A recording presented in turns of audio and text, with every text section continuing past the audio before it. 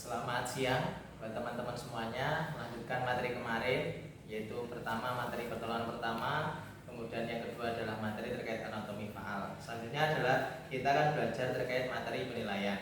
Nah, materi penilaian ini termasuk materi yang harus dipelajari oleh kita semuanya ketika kita mempelajari materi besar, yaitu materi pertolongan pertama. Kenapa? Karena ketika kita nanti misalkan menemui orang, misalkan terkena cedera, apakah dia karena penyakit atau dia karena benturan atau trauma. Nah, di dalam penilaian ini termasuk yang paling urgent karena diawali dengan penilaian. Nah, yang pertama, sebelum kita melakukan tindakan, kita harus menggunakan APD, alat pelindung diri, minimal sarung tangan latex. Kalau saat ini musim COVID boleh menggunakan masker. Nah, karena saya nggak menggunakan masker, biar teman-teman nanti jelas apa yang saya sampaikan, jadi mohon maaf saya tidak menggunakan masker. Yang pertama, kita awali dengan penilaian keadaan.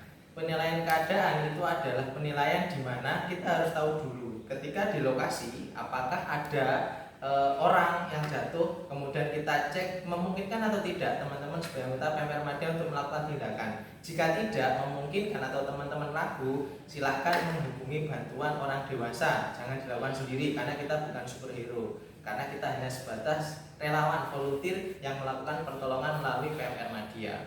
Itu pertama, penilaian keadaan. Jadi keadaannya aman dulu atau belum. Kita sudah pakai sarung tangan latex, otomatis keamanan penolong sudah terjaga. Selanjutnya keamanan lingkungan sudah aman belum. Kemudian keamanan si pasien. Jika kita tidak memungkinkan menolong, maka jangan mengambil tindakan. Lalu apa yang kita lakukan? Meminta bantuan orang yang lebih dewasa. Selanjutnya adalah penilaian dini. Di dalam penilaian dini ini ada yang namanya pertama cek respon. Respon itu ada 4, yaitu ada huruf A, awas, kemudian S suara, kemudian E nyeri, T yaitu tidak respon. Gimana caranya? Pertama awas. Awas datangi pasien, dia membuka mata atau tidak, dia tahu kehadiran kita atau tidak sebagai seorang penolong. Kemudian lanjut suara, panggil Pak, Pak, Pak, Pak. Jika tidak ada reaksi, lanjut ke respon yang ketiga, yaitu nyeri. Di mana? Cubit lengan atas bagian dalam, boleh kanan, boleh kiri. Kemudian jika pasien tidak respon, apa yang kita lakukan? Kita harus call for help. Jadi telepon bantuan atau telepon orang yang lebih dewasa. Berapa nomor kalau di Surabaya? Oke, good 112. Jadi kita harus meminta bantuan. Itu termasuk dalam penilaian dini, diawali dengan respon. Ketika respon sudah, lanjut. Kemudian untuk membuka jalan nafas dengan cara angkat dagu tekan dahi. Kemudian cek nafasnya dengan cara LDR. L itu lihat, dengar, rasakan, seperti ini. Nah, kita hitung selama 10 detik. 2001, 2002, 2003, 2004, 2005, 2006, 2007, 2008, 2009, 2010. Kenapa kita ngitungnya pakai 2001 sampai 2010? Agar tepat 1 detik. Jadi benar-benar kalau misalnya sampai 2010 itu adalah 10 detik. Kemudian setelah cek nafas baru cek nadi. Gimana caranya? Kalau pasien tidak sadar, kita cek nadi di leher. Nah, mendekati penolong. Kalau pasien sadar, langsung cek nadi di mana. Otomatis kan pasien sadar, berarti bisa membuka matanya dan bisa kita ajak komunikasi. Di mana? Dicek di nadi radialisnya atau di pergelangan tangan. Selanjutnya, setelah penilaian keadaan, kemudian penilaian dini, selanjutnya adalah pemeriksaan fisik. Nah, pemeriksaan fisik ini yang biasanya harus hati-hati. Karena apa? Karena kita harus mengecek mulai dari kepala sampai ke kaki. Untuk apa tujuannya? Tujuannya adalah untuk mengetahui cedera yang lainnya yang dialami oleh si pasien, mulai dari kepala sampai di kaki. Kita praktekkan. Kepala belakang, ubun, kepala bagian depan, dahi, tulang pelipis, tulang pipi, tulang hidung, kemudian tulang rahang atas, tulang rahang bawah, dagu. Nah, setelah itu baru kita cek, karena di kepala itu ada mata, hidung, telinga dan mulut. Jadi harus kita cek semua pakai penlek. Nah, seperti ini. Mata, pertama telinga dulu. Telinga kiri apakah ada cairan, telinga kanan apakah ada cairan. Kemudian selanjutnya ada di hidung, apakah ada cairan, mulut apakah ada cairan, kemudian mata. Nah, mata, pupil mata menyempit terhadap penyinaran, pupil mata kiri menyempit terhadap penyinaran, kemudian di simetris atau tidak antara kanan dan kiri. Selanjutnya di leher.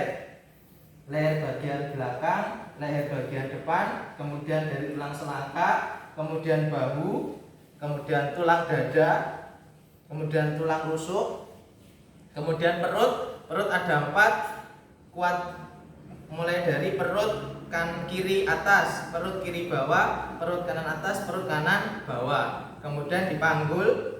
Nah, panggul caranya adalah raba dulu, tekan kemudian digoyang. Setelah dipanggul baru di alat gerak bagian kanan mulai dari tungkai atau paha, tungkai kanan atas, tempurung lutut, tungkai kanan bawah, pergelangan kaki, kemudian punggung kaki, telapak kaki, jari-jari kaki. Kalau bisa dilepas ya sepatunya. Kemudian yang kiri, tungkai kiri atas, tempurung lutut, tungkai kiri bawah, pergelangan kaki sebelah kiri, punggung kaki, telapak kaki, jari-jari kaki. Kemudian di alat gerak bagian atas, ini lengan kiri atas, siku, lengan kiri bawah, pergelangan tangan kiri, punggung tangan kiri, telapak tangan kiri, jari-jari tangan kiri. Kemudian yang kanan, lengan kanan atas, siku, lengan kanan bawah, pergelangan tangan kiri, punggung tangan kiri, telapak tangan kiri, jari-jari tangan kiri. Nah, ketika mengecek anggota gerak baik atas ataupun bawah, kita harus cek yang namanya GSS, gerakan sensasi sirkulasi. Gerakan itu apa? Bisa digerakkan. Kemudian sensasi dicek diraba, kemudian sirkulasi di kuku ini ketika kita pencet warnanya awalnya kan merah, dipencet jadi putih, kembali ke merah kurang dari 2 detik, berarti GSS-nya normal. Selanjutnya adalah di punggung. Gimana punggung? Harusnya ada banyak orang, 1, 2, 3. Kita lakukan yang namanya lock roll. Kita miringkan, kemudian kita cek punggung, kemudian tulang belakang. Nah, itu adalah cara mengecek pemeriksaan fisik. Jikalau kita sendirian harus minta bantuan orang lain. Jika kita tidak mampu, teman-teman tidak mampu, harus minta bantuan orang dewasa. Itulah cara cek di dalam penilaian, mulai dari penilaian keadaan, penilaian dini, dan pemeriksaan fisik. Semoga bermanfaat. Ketemu minggu depan. See you dan selamat siang.